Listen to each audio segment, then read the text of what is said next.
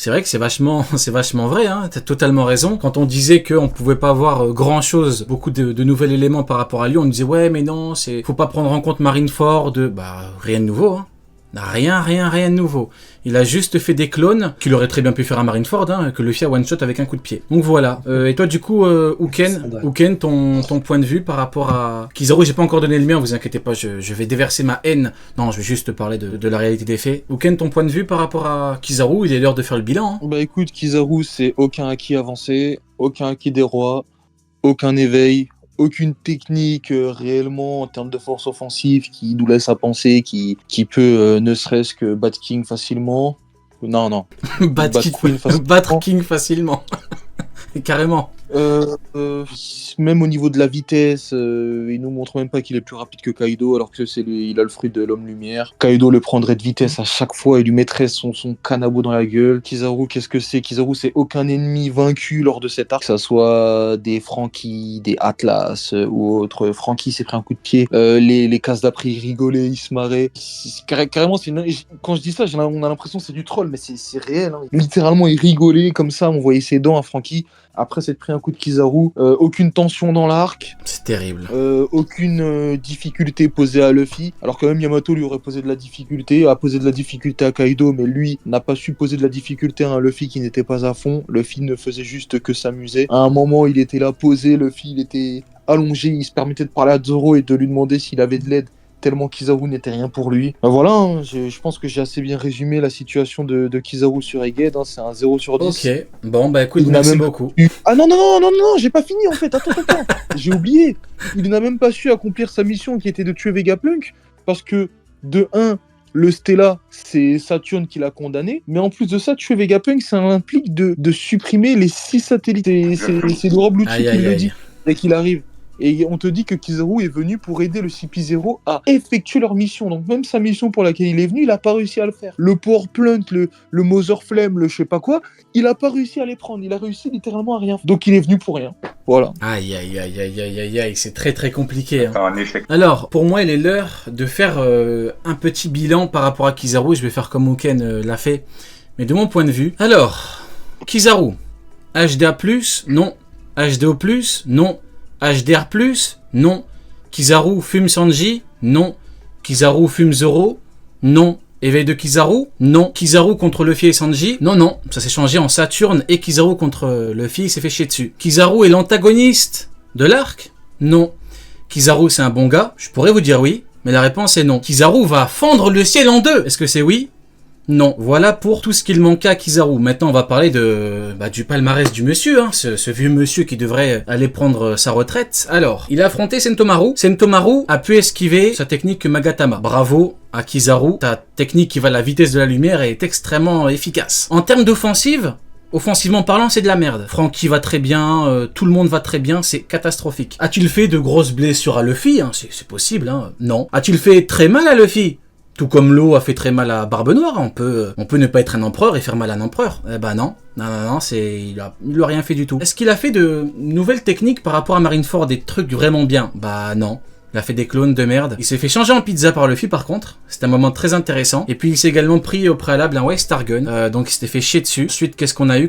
Bah on a eu Sanji qui l'humilie, qui détruit très facilement ce qu'il caractérise, c'est-à-dire ses lasers. On a eu la fameuse tête de Kizaru qui se chie dessus, hein, littéralement. Ce qui nous laisse imaginer ce qu'on aurait eu avec un Sanji Ifrit contre Kizaru. Hein. Je donne pas cher de sa peau. Hein. Un Sanji qui fait un enchaînement à Kizaru, je pense qu'il lui brise les os de son corps. Donc voilà. Et puis oui, et pour conclure, il a mis un gros coup de pied dans la tête de Sanji. Sanji, normalement, vu le niveau de Kizaru, vous imaginez bien qu'il a fait de gros dégâts à Sanji. Bah non, il allait très bien. Voilà le palmarès, voilà le bilan par rapport à cet horrible personnage. Conseil de classe de Sekpa que tu viens de faire. Exactement, c'était le but.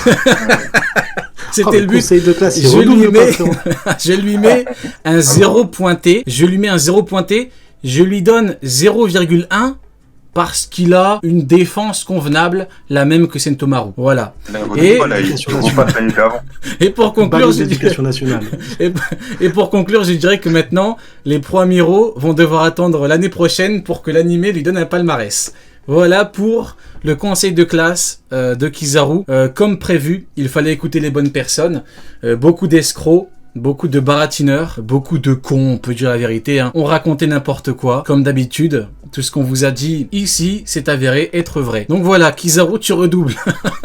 Tu redoubles, Kizaru. Tu es catastrophique, tu es horrible, tu es un horrible personnage, un cafard. Et j'ai même pas parlé du côté psychologie et tout, hein. Là, j'en ai encore pour 2 heures à lui chier dessus. Donc voilà. Et toi, Actu, pour conclure avec le cas Kizaru. On a parlé de tout ce que Kizaru n'a pas fait. On parle des exploits de Kizaru. Alors, il a réussi à fuir pendant 5 minutes le lit avant de se prendre un KO. Waouh, bravo. Bravo. Vanogur fait pareil. Il a réussi à raccourcir de 3 minutes. Vanogur fait pareil en se téléportant, bravo. Bravo Kizaru, t'as réussi à fuir. Bravo, t'as réussi à fuir contre un mec qui avait même pas envie de te chier dessus. Bravo Kizaru, exceptionnel, magnifique. Franchement, j'applaudis, les mecs, applaudissez. Hein. Il a réussi à fuir un mec qui était même pas déterminé à lui chier dessus. Franchement, bravo. Exceptionnel. Tu peux continuer. Il a réussi à tuer un vieillard qui était déjà condamné à mort. Parce exceptionnel. Que non, vas-y, abuse. Vas-y, continue. On en a pour 2 heures sinon. Vas-y. C'est tout. C'est tout. Ouais, c'est tout. Eh ben, exceptionnel, il a réussi à taper un vieillard. Ils m'ont sorti ça. Attends, le vieillard. Attends, Actu. Le vieillard qu'il a fumé là, c'est un vieillard, c'est un Rayleigh, c'est un quoi? Il est fort ou? Non, c'est un scientifique. C'est un scientifique. Ah ouais. Il restait 3 minutes à vivre. Ah ok. Ah, il lui restait 3. Ah ouais, d'accord, ok, bon. Bah voilà pour. Ouais, il pouvait plus se déplacer, sinon s'il bougeait d'un mètre, il allait mourir.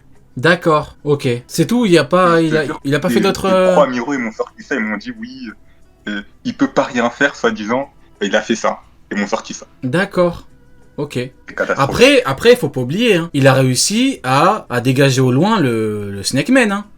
C'est vrai que c'est exceptionnel, hein. C'est ce que Jinbei a fait à Big Mom sur le cake. Il a la prestation d'un Shishibukai. Mais au final, ça va. En vrai, ça aurait pu être pire. Qu'est-ce que t'en penses, Actu? De mon point de vue, ça aurait pu être pire. Il a fait ce que Jinbei a fait à Big Mom. C'est bien, non? Ouais, non. Bien. T'es pas convaincu? Je pense que c'est moins peur que ce que Jinbei a fait à Big Mom, parce que Jinbei, au moins, il l'a fait. Mais là, il avait un avantage du terrain par rapport à la barrière qui le permettait de s'évader de la barrière. Ok, donc t'es pas convaincu par le no-diff du Snake Man. Il a no-diff le Snake Man. C'est les mêmes, excuse-moi, c'est les mêmes cons qui nous disent que Garp a no-diff Shiryu. Le mec il se fait no-diff mais il revient. Exceptionnel. Ces gens sont très forts. Profité pour tuer Vegapunk. Il a même pas réussi, le fil a eu le temps de passer des 2 barrières et de le rattraper avant qu'il puisse tuer Vegapunk. D'accord. En catastrophe. Ok, bon. Bah voilà pour le conseil de classe de Kizaru. C'est bien ça la vidéo, je vais l'appeler le conseil de classe de Kizaru, ça va être drôle. Bon bah du coup voilà pour le cas Kizaru. Hein. Dites-vous, hein, il est même pas là. Hein. Il est même pas dans le chapitre. Hein. Oda l'a oublié. Hein. Oda ça fait 2 tomes. Ça fait 2 tomes, il l'a montré une seule fois avec la main sur la tête. Hein. L'éveil du Nirvana. Ah ouais, ça doit être ça. Attends, ça me rappelle. Il y a un mec qui l'a dit, Kizaru il va faire un éveil, il va se transformer en Bouddha. Oui, c'est lui, il a dit. C'est lui. Bouddha éveillé, il est trop fort. Je vais essayer de l'inviter. Je vais essayer de l'inviter pour qu'il vienne me parler. Non, franchement, c'est exceptionnel. Il a dit Kizaru, il va sortir un éveil, il va se transformer en Bouddha. Mais Kizaru va se transformer en Bouddha. Il va atteindre le Nirvana. Il s'en fout. Il va atteindre le Nirvana. Exceptionnel. T'essaieras de me retrouver le mec Actu. C'est un truc de ouf. Du coup, alors bon, on va quand même avancer.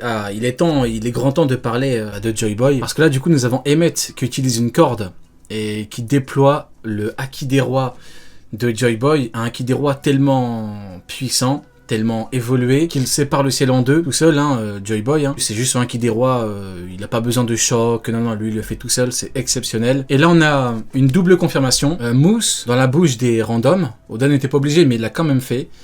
Et Luffy qui dit du Haki des Rois. Donc double confirmation, même triple. Là il y a vraiment la totale, aucune ambiguïté. Qu'est-ce que ça t'inspire, Uken, en 2 temps déjà, le fait qu'Oda pour le coup confirme 4 reprises et la puissance du Haki des Rois. Bah écoute, déjà comme je l'ai dit, moi j'avais expliqué à certaines personnes que Oda il allait continuer comme il l'a fait depuis tant d'années à justement nous confirmer le Haki des Rois via ce qui s'apparente au fait irréfutable du Haki des Rois, c'est-à-dire celles qui se font en deux, les randoms qui s'évanouissent et ou la mention des personnages qui sont présents, parce que de toute façon, toutes les personnes du monde de One Piece connaissent le Haki des rois.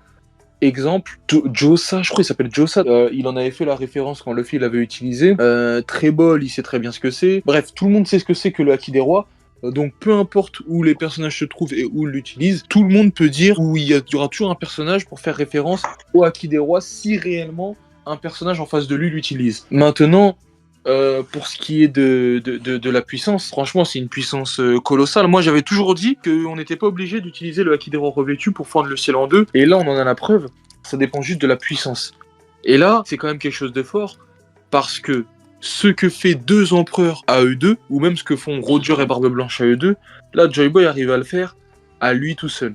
Maintenant, ça ne veut pas dire qu'un mec comme Roger, ou possiblement un mec comme Shanks à la fin du manga, ou d'autres personnages comme Luffy ou autres, ne pourront pas le faire. Ça veut dire que si Joy Boy, là, demain, il fait un clash avec une autre personne qui utilise le Haki des rois, le ciel va se fendre en deux. Mais s'il le fait tout seul, le ciel se fendra en deux aussi. Donc, pour moi, je suis convaincu que Goldie Roger peut faire exactement la même chose que Joy Boy et fendre le ciel en deux tout seul. Et de toute façon, si on nous présente cette puissance de Haki des rois là tout de suite, c'est de 1 pour nous montrer le niveau que Luffy doit atteindre, et de 2 pour nous montrer qu'il y a d'autres personnages qui sont capables de le faire et qui vont le faire avant la fin du manga. Mais en tout cas, c'est une puissance colossale, et je suis content d'avoir eu pas un aperçu, le Haki le plus puissant que Joy Boy avait à nous montrer. Alors j'aime beaucoup parce que t'as fait thèse, antithèse, synthèse pour en arriver à la conclusion que Goldie Roger ou les mecs les plus forts pourraient très bien le faire un jour, et qu'en gros c'est pas t'as fait cette démonstration pour nous dire attention, Joy Boy n'est pas un petit, et tu as totalement raison. C'est vrai que on a vu Goldie Roger fendre le ciel en deux avec Barbe Blanche avec un coup physique, mais faut pas oublier que c'est le Roger malade. Alors certes, il y en a beaucoup qui font semblant, qui disent oui, mais la maladie ne l'affecte pas, bien sûr, bien sûr. C'est bien connu, une maladie incurable n'affecte pas la puissance d'un mec, d'un combattant, bien sûr. Oui, bien sûr, il n'y a pas de souci. Il y a des mecs, ils ont un petit rhume, ils peuvent rien faire, ils restent au lit, mais ils pensent que une maladie incurable, ils pensent qu'un mangaka va faire genre non, ça va pas l'affecter, mais bien sûr que si, ça l'affecte. Donc le Roger qui crache du sang, qui combat Barbe Blanche Prime, bien sûr que c'est pas le Barbe Blanche qui a battu Xebec, et qui est encore plus fort. Donc oui, le Goldie Roger, le vrai Prime, celui qui a battu le capitaine de Barbe Blanche, oui, ce mec-là pourrait par exemple fendre le ciel en deux seul. Parce que moi, je pars du principe que Joy Boy, là, Oda, il nous montre la puissance du mec. Il nous montre qu'on a atteint un niveau de malade mental. Quand moi, par exemple, je parle de la puissance de Joy Boy, ça ne reste que théorique dans la mesure où j'ai pas assez d'éléments. Quand je te parle de la puissance de Jose, des amiraux, des mecs qu'on a eu à Onigashima, des doyens, je me base sur beaucoup d'éléments. Et donc, je peux être certain. Mais pour Joy Boy, faut pas croire qu'on a suffisamment d'éléments pour déterminer avec précision son niveau. Par contre, faut noter que oui, Oda nous montre que ce mec-là, il est pas là pour rigoler, mais il faut aussi comprendre que le vrai niveau de Roger Prime, on le connaît pas. On l'a pas encore vu. Comme Xebec, on sait pas. Mais voilà, Joy Boy, c'est... Comme Shanks aussi. Shanks, ça va. Alors, lui, il a fumé Kid, ça va, il a pu nous montrer offensivement ce qui...